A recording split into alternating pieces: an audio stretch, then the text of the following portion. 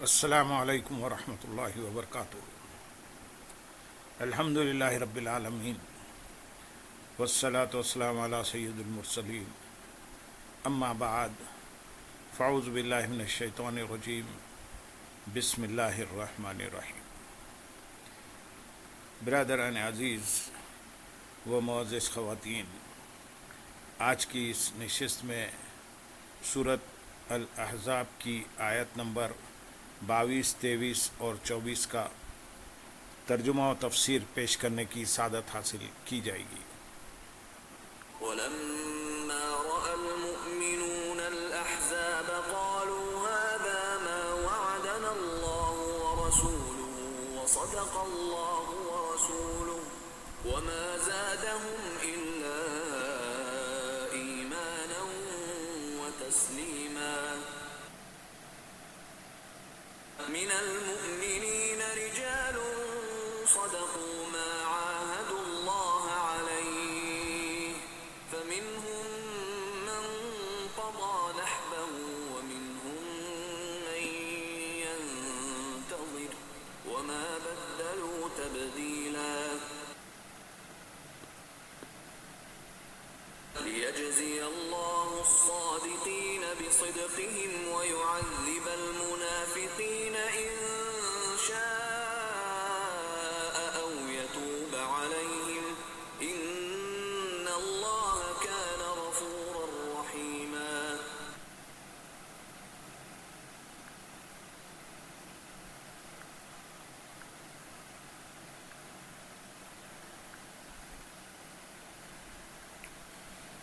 اور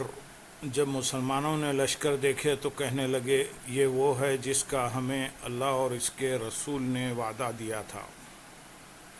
اور اللہ اور اس کے رسول نے سچ فرمایا تھا، اور اس بات نے ان کے ایمان اور اللہ کی رضا پر راضی ہونے کو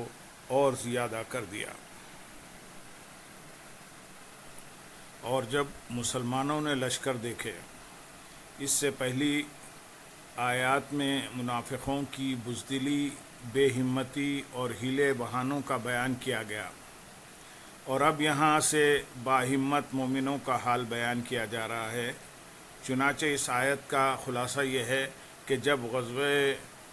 خندق کے دن مسلمانوں نے کفار کے لشکر دیکھے تو کہنے لگے، یہ وہ ہے جس کا ہمیں اللہ تعالیٰ اور اس کے رسول صلی اللہ علیہ وسلم نے وعدہ دیا تھا کہ تمہیں شدت اور مصیبت پہنچے گی اور تم آزمائش میں ڈالے جاؤ گے، اور پہلوں کی طرح تم پر سختیاں آئیں گی، اور لشکر جمع ہو کر تم پر ٹوٹیں گے، لیکن آخر میں تم ہی غالب آؤ گے اور تمہاری مدد فرمائی جائے گی، جیسا کہ اللہ تعالیٰ نے ارشاد فرمایا۔ سورۃ بقرہ آیت نمبر 214۔ کیا تمہارا یہ گمان ہے کہ جنت میں داخل ہو جاؤ گے، حالانکہ ابھی تم پر پہلے لوگوں جیسی حالت نہ آئی؟ انہیں سختی اور شدت پہنچی اور انہیں زور سے ہلا ڈالا گیا، یہاں تک کہ رسول اور اس کے ساتھ ایمان والے کہہ اٹھے، اللہ کی مدد کب آئے گی؟ سن لو، بے شک اللہ کی مدد قریب ہے۔ اور حضرت عبداللہ بن عباس رضی اللہ تعالیٰ عنہ سے روایت ہے کہ تاجدار رسالت صلی اللہ علیہ وسلم نے اپنے اصحاب رضی اللہ تعالیٰ عنہ سے ارشاد فرمایا، آئندہ 9 یا 10 راتوں میں لشکر تمہاری طرف آنے والے ہیں۔ جب انہوں نے دیکھا کہ اس مدت کے پورا ہونے پر لشکر آ گئے تو کہا، یہ ہے وہ جس کا ہمیں اللہ تعالیٰ اور اس کے رسول صلی اللہ علیہ وسلم نے وعدہ دیا تھا، اور اس کے تمام وعدے سچے ہیں، سب یقینی طور پر واقع ہوں گے۔ ہماری مدد بھی ہوگی، ہمیں غلبہ بھی دیا جائے گا، اور مکہ مکرمہ، روم اور فارس بھی ہمارے ہاتھوں فتح ہوں گے۔ اور ان لشکروں کے آنے نے ان کے اللہ تعالیٰ کے وعدوں پر ایمان اور اللہ تعالیٰ کی رضا پر راضی ہونے میں اور اضافہ کر دیا۔ آیت نمبر 23 میں ارشاد ہے، مسلمانوں میں کچھ وہ مرد ہیں جنہوں نے اس عہد کو سچا کر دکھایا جو انہوں نے اللہ سے کیا تھا، تو ان میں کوئی اپنی منت پوری کر چکا اور کوئی ابھی انتظار کر رہا ہے، اور وہ بالکل نہ بدلے۔ حضرت عثمان غنی، حضرت طلحہ، حضرت سعید بن زید، حضرت حمزہ اور حضرت مصعب اور دیگر چند صحابہ اکرام رضی اللہ تعالیٰ عنہ نے نظر مانی تھی کہ وہ جب رسول کریم صلی اللہ علیہ وسلم کے ساتھ جہاد میں شرکت کا موقع پائیں گے تو ثابت قدم رہیں گے یہاں تک کہ شہید ہو جائیں۔ ان کے بارے میں اس آیت میں ارشاد ہوا کہ انہوں نے اپنا وعدہ سچا کر دکھایا، اور ان میں سے کوئی ثابت قدمی کے ساتھ جہاد کرتا رہا یہاں تک کہ شہید ہو گیا، جیسے کہ حضرت حمزہ اور حضرت مصعب رضی اللہ تعالیٰ عنہ۔ کوئی ابھی جہاد پر ثابت قدمی کے باوجود شہادت کا انتظار کر رہا ہے، جیسے کہ حضرت عثمان، حضرت طلحہ رضی اللہ تعالیٰ عنہ۔ اور یہ حضرات بالکل نہ بدلے بلکہ شہید ہو جانے والے بھی اور شہادت کا انتظار کرنے والے بھی دونوں اپنے عہد پر ویسے ہی ثابت قدم رہے، جبکہ منافق اور دل کے بیمار لوگ اپنے عہد پر قائم نہ رہے۔ حضرت انس رضی اللہ تعالیٰ عنہ فرماتے ہیں، میرے چچا حضرت انس بن نضر رضی اللہ تعالیٰ عنہ غزوہ بدر کے موقع پر موجود نہ تھے۔ یہ بارگاہ رسالت میں حاضر ہو کر عرض گزار ہوئے، یا رسول اللہ صلی اللہ علیہ وسلم، آپ نے مشرکین کے ساتھ جو پہلی جنگ لڑی تھی میں اس میں موجود نہ تھا۔ اگر اللہ تعالیٰ نے مشرکین سے جنگ آزمائی کا پھر موقع دیا تو اللہ تعالیٰ آپ کو ضرور دکھا دے گا کہ میں کیا کرتا ہوں۔ جب احد کے معرکہ آرائی کا دن آیا اور بعض مسلمان جنگ کے میدان میں ٹھہر نہ سکے تو انہوں نے اللہ تعالیٰ کی بارگاہ میں دعا کے لیے ہاتھ بلند کیے اور عرض کی، یا اللہ عز و جل، میں اس حرکت سے علیحدگی کا اظہار کرتا ہوں جو ہمارے بعض ساتھیوں سے سرزد ہوئی، اور میں اس فعل سے بیزار ہوں جس کے یہ مشرکین مرتکب ہوئے ہیں۔ پھر انہوں نے مشرکین کی جانب پیش قدمی فرمائی تو راستے میں حضرت سعد بن معاذ رضی اللہ تعالیٰ عنہ سے ملاقات ہوئی۔ آپ نے ان سے فرمایا، اے سعد بن معاذ رضی اللہ تعالیٰ عنہ، نظر کے رب عز و جل کی قسم، مجھے احد کی اس جانب سے جنت کی خوشبو آ رہی ہے۔ حضرت سعد رضی اللہ تعالیٰ عنہ بارگاہ رسالت میں ان کا حال یوں عرض کیا کرتے تھے کہ یا رسول اللہ صلی اللہ علیہ وسلم، جو جوان مردی حضرت انس بن نضر رضی اللہ تعالیٰ عنہ نے دکھائی وہ میری بساط سے باہر ہے۔ حضرت انس رضی اللہ تعالیٰ عنہ فرماتے ہیں، جب جنگ کے بعد ہم نے حضرت انس بن نضر رضی اللہ تعالیٰ عنہ کو جام شہادت نوش کیے ہوئے پایا تو ان کے جسم پر 80 سے زیادہ تلواروں، تیروں اور نیزوں کے زخم تھے۔ مشرکین نے ان کے کان اور ناک وغیرہ کاٹ لیے تھے، جس کے باعث انہیں کوئی پہچان نہ سکا، البتہ صرف ان کی بہن نے ان کی انگلیوں کے پوروں سے پہچانا۔ حضرت انس رضی اللہ تعالیٰ عنہ فرماتے ہیں، ہمارا خیال اور گمان ہے کہ یہ آیت ان کے بارے میں اور ان جیسے حضرات ہی کے متعلق نازل ہوئی۔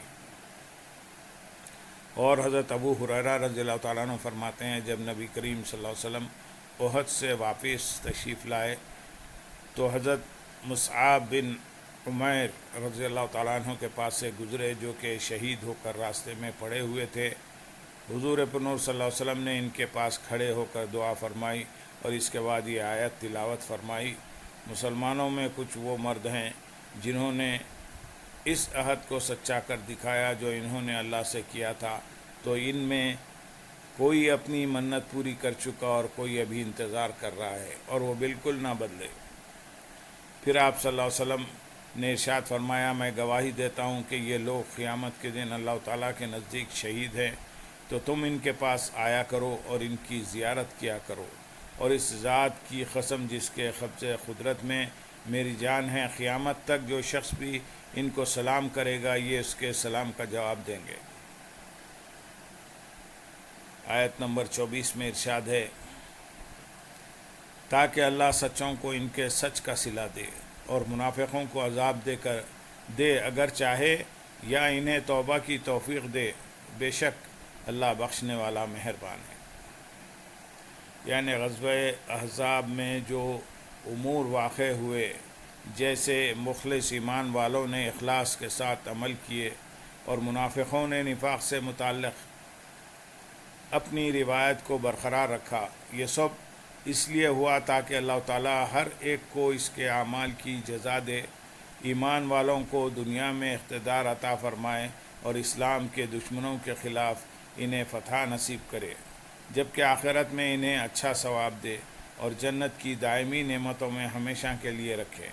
اور منافقوں سے جو اقوال اور افعال سرزد ہوئے ہیں اس پر اگر چاہے تو انہیں عذاب دے، یا ان میں سے جو لوگ توبہ کر لیں ان کی توبہ قبول فرمائے۔ بے شک اللہ تعالیٰ توبہ کرنے والے کے گناہوں کو چھپانے والا اور اسے جنت و ثواب دے کر اس پر رحم فرمانے والا ہے۔ یاد رہے کہ جو منافق دنیا میں اپنے نفاق سے سچی توبہ کر لیں گے ان پر اللہ تعالیٰ اپنے فضل و رحمت سے آخرت میں عذاب نہ فرمائے گا، اور جو اپنے کفر و نفاق سے توبہ کیے بغیر مر گیا تو اسے آخرت میں عذاب ضرور ہوگا۔ اس آیت سے معلوم ہوا کہ اخلاص کے ساتھ ایمان لانے والے اللہ تعالیٰ کی راہ میں جو قربانیاں دیتے ہیں اور اس راہ میں آنے والی سختیوں، تکلیفوں اور مصیبتوں کو برداشت کرتے ہیں، اللہ تعالیٰ انہیں ضائع نہیں فرماتا بلکہ اپنی شان کریمی سے ان ایمان والوں کو دنیا میں بھی بہترین صلہ عطا فرماتا ہے اور آخرت میں بھی اعلیٰ ترین اجر و ثواب عطا فرمائے گا۔ ان کی قربانیوں کا جو صلہ دنیا میں عطا کیا گیا وہ آج ہم اپنی آنکھوں سے بھی دیکھ رہے ہیں کہ سینکڑوں برس گزر جانے کے باوجود بھی دنیا انہیں خیر سے یاد کر رہی ہے۔ زمانے ہر چیز کو مٹا دیتا ہے مگر ان کا ذکر خیر آج تک نہ مٹ سکا اور انشاءاللہ قیامت تک نہ مٹ سکے گا۔ اللہم صلی علی سیدنا محمد وعلی آل سیدنا محمد وبارک وسلم، وآخر دعوانا ان الحمدللہ رب العالمین۔